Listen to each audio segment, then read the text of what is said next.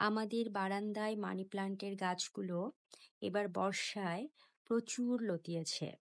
বর্ষার আগ দিয়ে মানি প্লান্টের ডালগুলো একটু কেটে দিলে এগুলো কিন্তু বর্ষার সময় অনেক লতায়। তো আমাদের বারান্দার গ্রিল রং করা হয়েছিল, ফলে এগুলোকে একটু নামিয়ে রেখেছিলাম। তো রং করা শেষ, আবার এদের যথাস্থানে রাখছি। তো দেখেন মানি প্লান্টের গাছগুলো কত লতাচ্ছে বা লতিয়েছে, যে মানে সেই রাজকন্যার রূপকথার রাজকন্যার গল্পের রাজ সেই চুলের মতো, যে প্রচুর লতাচ্ছে।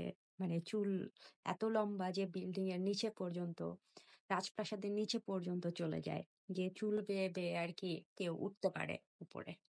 তো এই মানি প্লান্ট গুলো যদিও মাটি ছোঁয়নি, কিন্তু অনেক লতিয়েছে। আগে হচ্ছে দেয়াল বেয়ে লতা ছিল, বাট সরিয়ে রেখেছিলাম, যে কারণে এখন আমি এদেরকে গ্রিলের সঙ্গে পেঁচিয়ে দিচ্ছি। প্রত্যেকটা মানি প্লান্টই প্রচুর লতিয়েছে। আর এই গাছটা এই গাছটার নাম আমি ঠিক জানি না। তো এটা আসলে আম পাতার মতন দেখতে কিছুটা। আ আমি জানি না এটার নাম কি?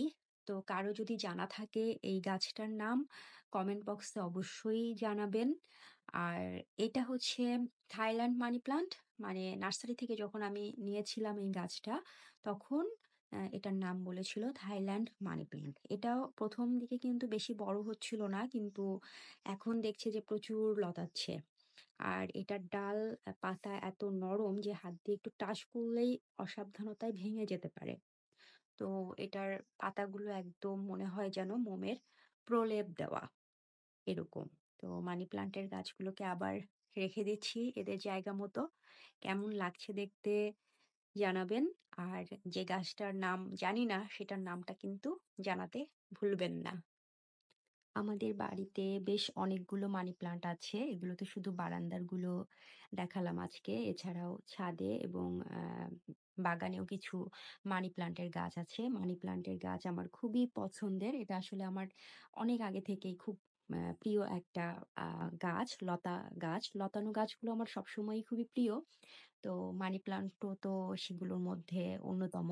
আপনাদের কার মানি প্লান্টের গাছ ভালো লাগে সেগুলো জানাবেন। আর মানি প্লান্ট কিন্তু পানিতেও হয়, এটা সবাই জানে। আর মাটিতে তো হয়ই, পানিতেও হয়। কিন্তু যেহেতু মানে বর্ষাকাল গেল এবং এখন ডেঙ্গুর সময়, পানিতে এজন্য আমি রাখছি না। কিন্তু পানিতে রাখলেও কিন্তু মানি প্লান্ট খুব দ্রুত লতায়। কিন্তু সেক্ষেত্রে আর কি ৩ দিন পর, পর পানিটা চেঞ্জ করে দিতে হয়। সো কেউ যদি পানিতে মানি প্লান্ট রাখতে চান, তাহলে অবশ্যই পানিটা কিন্তু চেঞ্জ করে দিবেন।